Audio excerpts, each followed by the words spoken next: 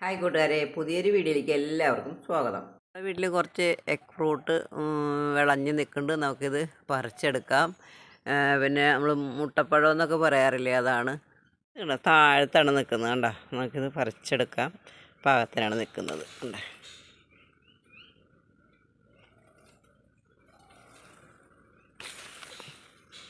രണ്ടെണ്ണം നമ്മൾ പറിച്ചെടുത്തു. അതിന് വേണ്ടിയിട്ട് നമ്മളൊരു 3 എണ്ണം നല്ലത് നോക്കി എടുത്തിട്ട് പൊളിച്ചെടുക്കാൻ പോവാണ്.